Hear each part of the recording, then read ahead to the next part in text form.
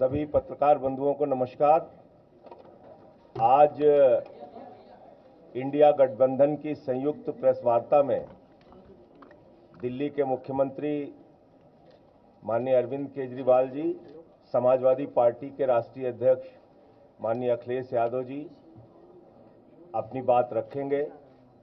दिल्ली के मुख्यमंत्री केजरीवाल जी इंडिया गठबंधन के लिए उत्तर प्रदेश में जनता से अपील करने के लिए आए हैं, वोट मांगने के लिए आए हैं। मैं उनसे अनुरोध करूंगा विनम्रतापूर्वक कि वो अपनी बात रखें। आज यहाँ आए हुए सभी पत्रकार बंधुओं को और जितने दर्शक ये देख रहे हैं उन सबको मेरा नमस्कार, मेरा प्रणाम। आज लखनऊ में मैं उत्तर प्रदेश के सभी मतदाताओं से इंडिया गठबंधन को भारी भरकम वोट देने के लिए, भारी मात्रा में वोट देने के लिए अपील करने के लिए आया हूँ। मैं 4 बातें रखना चाहता हूँ। पहले चारों बिंदु बता देता हूँ, फिर उसको डिटेल में एक्सप्लेन करूँगा। पहला ये कि ये चुनाव भारतीय जनता पार्टी मोदी जी अपने लिए वोट नहीं, अमित शाह जी को प्रधानमंत्री बनाने के लिए वोट मांग रहे हैं। दूसरी बात, योगी आदित्यनाथ जी को अगर ये लोग जीत गए तो योगी आदित्यनाथ जी को 2 से 3 महीने के अंदर उत्तर प्रदेश के सीएम पद से हटा दिया जाएगा। नंबर 3, इन लोगों की पूरी तैयारी है, अगर ये लोग जीत गए तो संविधान को बदल के SC ST और OBC का रिजर्वेशन ख़त्म कर दिया जाएगा।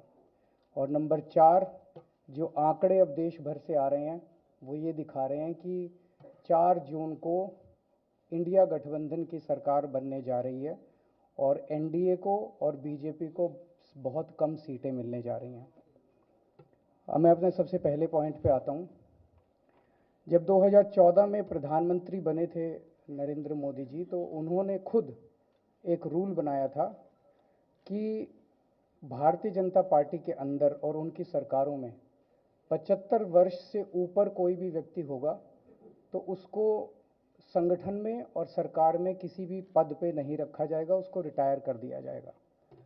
और उसका सबसे पहले उस रूल के तहत आडवाणी जी को और मुरली मनोहर जोशी जी को रिटायर किया गया था। और उसके बाद तमाम यशवंत सिन्हा जी, सुमित्रा महाजन जी, कई लोगों को यहाँ टिकट नहीं मिली। कई लोग जो पद पे बैठे हुए थे उनको पद से इस्तीफा दिलवा के उनको हटाया गया। ऐसे कई सारे लोग हैं। तो अब अगले साल 17 सितंबर को प्रधानमंत्री मोदी जी 75 साल के होंगे और मोदी जी ने तय कर लिया है कि अमित शाह जी को वो अपना वारिस बनाएंगे और अमित शाह जी अगले साल 17 सितंबर को देश के प्रधानमंत्री बनाने का उन्होंने तय किया है मोदी जी ने। इसके ऊपर मोदी जी पिछले 1-2 साल से लगे भी हुए हैं, क्योंकि भारतीय जनता पार्टी के अंदर अमित शाह जी के सामने जो जो बाधाएं पैदा कर सकता था नेता, एक एक करके उन सब नेताओं को साइड कर दिया गया, उनका पत्ता साफ कर दिया गया। शिवराज सिंह चौहान को हटा दिया गया, वसुंधरा राजे को हटा दिया गया, डॉक्टर रमन सिंह को हटा दिया गया, देवेंद्र फडणवीस को ख़त्म कर दिया गया, खट्टर साहब को ख़त्म कर दिया गया। एक एक करके सबको ख़त्म कर दिया गया। एक ही शख्स बचे हैं जो अमित शाह जी के रास्ते का कांटा बन सकते हैं। हेलो, आवाज़ आ रही है? एक ही शख्स हैं जो कि उनके रास्ते का कांटा बन सकते हैं, वो हैं योगी आदित्यनाथ जी। अब योगी आदित्यनाथ जी को इन्होंने हटाने का पूरा मन बना लिया है और अगर इनकी सरकार बनी तो 2 महीने के अंदर योगी जी को भी उत्तर प्रदेश के सीएम से हटा दिया जाएगा।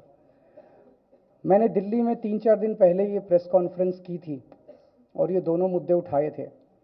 जैसे मैंने मुद्दे उठाए थे तो अमित शाह जी ने और उनके कई नेताओं ने अपनी भावना प्रकट की कि नहीं नहीं, मोदी जी को 75 साल में इस्तीफा नहीं देना चाहिए, मोदी जी को 75 साल पूरा कार्यकाल पूरा करेंगे। उन सब की भावनाओं की मैं कद्र करता हूं, क्योंकि अपने नेता के लिए जब भी ऐसी बात होती है तो सब लोग सामने आके बात करते हैं। लेकिन बड़ी बात यह है कि मोदी जी ने ऐसा नहीं कहा कि मैं 75 साल पे इस्तीफा नहीं दूंगा, मैं रिटायर नहीं होऊंगा। उनका अपना बनाया हुआ रूल है और मुझे पूरी उम्मीद है कि मोदी जी का अपना बनाया हुआ रूल है और मोदी जी अपने रूल को फॉलो करेंगे। नहीं तो लोग कहेंगे कि मोदी जी ने ये रूल आडवाणी जी को हटाने के लिए बनाया था, जब अपनी बारी आई तो नहीं। तो मोदी जी इस रूल का फॉलो करेंगे, ये पूरा यकीन है देश के लोगों को कि उन्होंने खुद रूल बनाया तो खुद फॉलो करेंगे। दूसरी बड़ी बात जो हुई कि जब मैंने कहा कि योगी आदित्यनाथ जी को 2 महीने में हटा दिया जाएगा, इस पे अभी तक भाजपा के किसी नेता की टिप्पणी नहीं आई है।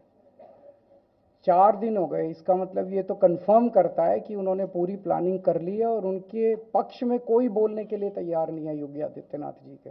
तो उनका हटना अब लगभग तय है कि योगी आदित्यनाथ जी को उत्तर प्रदेश के सीएम पद से हटाया जाएगा। दूसरी चीज, मैं उत्तर प्रदेश के सभी मतदाताओं को कहना चाहता हूं कि पिछले 4-5 महीने से इन्होंने शोर मचा रखा है, 400 पार 400 पार 400। क्यों? कहते हैं नहीं मोदी जी कुछ बड़ा काम करना चाहते हैं। तो लोगों ने खोद खोद के पूछा, भाई क्या बड़ा काम करना चाहते हैं, कुछ बताओ तो सही। तो उन्होंने नहीं बताया, नहीं बताया। लोगों ने फिर अंदर से पता किया कि बड़ा काम ये करना चाहते हैं कि देश से रिजर्वेशन खत्म करना चाहते हैं। हम जानते हैं कि इनका जो पूरा इकोसिस्टम है, आरएसएस, बीजेपी, शुरू से ये लोग रिजर्वेशन के खिलाफ रहे हैं। इनकी पूरी की पूरी मानसिकता रिजर्वेशन के खिलाफ रही है। तो मैं सभी लोगों को ये आगाह करना चाहता हूं कि ये बड़ा काम इनको 400 पार इसीलिए चाहिए क्योंकि ये रिजर्वेशन खत्म करना चाहते हैं। संविधान को, बाबा साहब अंबेडकर ने जो संविधान बनाया था, उस संविधान को ये तार तार करना चाहते हैं। पूरे देश भर से अब जो ट्रेंड आ रहे हैं, वो ट्रेंड ये दिखाते हैं कि भारतीय जनता पार्टी को 250 से भी नीचे, मेरे हिसाब से 220 के आसपास, 3-4 दिन पहले भी मैंने कहा था, 220 से कम सीटें इनकी आती हुई नजर आ रही हैं। आप हिसाब लगा लीजिए। मैं हरियाणा होके आ रहा हूं कल परसों, हरियाणा में इनकी बहुत कम हो रही हैं, दिल्ली में इनकी बहुत कम हो रही हैं, पंजाब में मुझे नहीं लगता इनकी कोई सीट आ रही है, कर्नाटक में इनकी काफ़ी कम हो रही हैं, महाराष्ट्र में इनकी बहुत कम हो रही हैं, बंगाल में इनकी कम हो रही हैं, यूपी में इनकी कम हो रही हैं, बिहार में इनकी कम हो रही हैं, झारखंड में इनकी कम हो रही हैं, राजस्थान में इनकी कम हो रही हैं। तो इनकी सीटें आ कहाँ रही हैं? तो इनकी 220 के नीचे सीट आ रही हैं। इनकी सरकार बीजेपी की सरकार नहीं बन रही है, इंडिया गठबंधन की सरकार बनेगी और इंडिया गठबंधन की सरकार जो है वो देश को एक प्रगति के रास्ते के ऊपर लेके जाएगी। इस तरह से जो पूरे देश के अंदर एक नेगेटिविटी इन लोगों ने फैलाई है, उसको हम लोग ठीक करेंगे। मैं अंत में उत्तर प्रदेश के सभी लोगों को अपील करना चाहता हूं कि इंडिया गठबंधन के, यहाँ पे सपा और कांग्रेस का गठबंधन है, इंडिया गठबंधन का जो जहाँ से कैंडिडेट है उसको भारी मात्रा में वोट देकर आप सब लोग जिताइए। अब मैं निवेदन करूंगा समाजवादी पार्टी के राष्ट्रीय अध्यक्ष माननीय अखिलेश यादव जी से कि वो अपनी बात रखें। आदरणीय अरविंद केजरीवाल जी का मैं धन्यवाद देता हूं। उन्होंने बहुत महत्वपूर्ण बातें आपके सामने रखी हैं। जो देश का माहौल है और 4 चरणों में भारतीय जनता पार्टी चारों खाने चित्त हो चुकी है और उनके आंसुओं की नदी उफान में है। भारतीय जनता पार्टी जो 400 पार का नारा दे रहे थे, अब समझ में आया है 4 चरणों के बाद, वो बात तो ठीक है कि आरक्षण पे सबसे पहले हमला करेंगे, लेकिन 400 पार नारा इसीलिए दे रहे हैं कि 543 में 400 के बाद वो सीटें देख रहे हैं, तो वो केवल 143 बन रही हैं। तो वो स्वयं स्वीकार कर रहे हैं कि 143 से ज़्यादा वो सीटें जीतने वाले नहीं हैं, क्योंकि 400 पार सीटें 143 ही बनती हैं और 140 करोड़ की जनता इस बार इन्हें 140 सीटों के लिए भी तरसा देगी। ये यूपी, दिल्ली और पंजाब, ये 99 सीट के खेल में ही उलझ जाएंगे। यहां कुछ इन्हें हासिल होने वाला नहीं है। रोटी कपड़ा और मकान की तो लड़ाई हम लोग लड़ेंगे, लेकिन रोटी कपड़ा और मकान से पहले हमें संविधान बचाना है। संविधान बचेगा तो लोकतंत्र बचेगा और बाबा साहब भीमराव अम्बेडकर जी का दिया हुआ संविधान ये हमें अधिकार, हमें न्याय दिलाता है। भारतीय जनता पार्टी की इस साजिश को आम लोग समझ गए हैं और इस बार सबसे बड़ी हार भारतीय जनता पार्टी की होने वाली है। अभी तक तो हम ये कहते थे कि ब्रह्मांड का सबसे बड़ा झूठ बोल रही है। अब लग ये रहा है हारने के बाद ये ब्रह्मांड का झूठ का विद्यालय खोलेंगे, यूनिवर्सिटी खोलेंगे और वाइस चांसलर और डीन पहले से ही रिटायर होकर के वहां अपने आप नियुक्त हो जाएंगे। इसलिए देश को बचाने के लिए आदरणीय अरविंद केजरीवाल जी आए हैं, हम लोगों का सहयोग और मदद करने के लिए आए हैं। मैं इनका धन्यवाद देता हूं। और आप पार्टी, इंडिया गठबंधन, समाजवादी पार्टी, हम सब मिलकर के भारतीय जनता पार्टी को हटाने जा रहे हैं।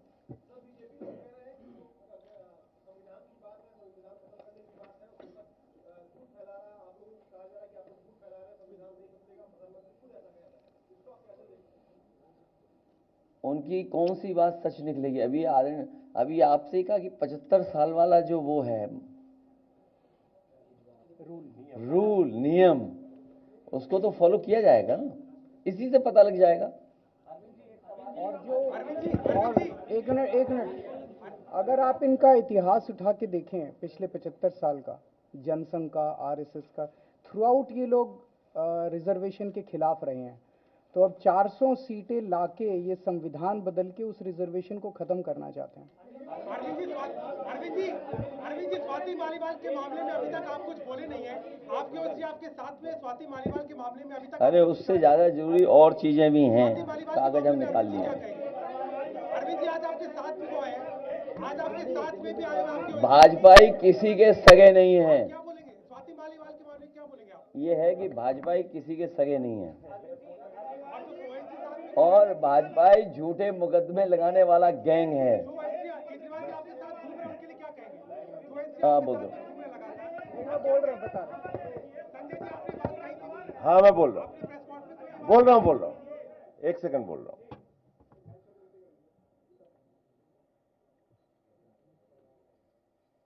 सब लोग, पूरा देश हतप्रभ है, दुखी है, आज तक पीड़ित है। मणिपुर के अंदर एक कारगिल योद्धा की पत्नी को निवस्त करके घुमाया गया, सैकड़ों महिलाओं के साथ दरिंदगी हुई, भारत के प्रधानमंत्री खामोश रहते हैं। हजारों महिलाओं के साथ प्रज्वल रवन्ना ने बलात्कार किया, दरिंदगी की, मां की उम्र की महिलाओं के साथ। प्रधानमंत्री कहते हैं ये भारत को मजबूती देगा, इसी को वोट देना। ये भारत का भविष्य है प्रज्वल रवन्ना, उसको भगा दिया जाता है बीजेपी के द्वारा।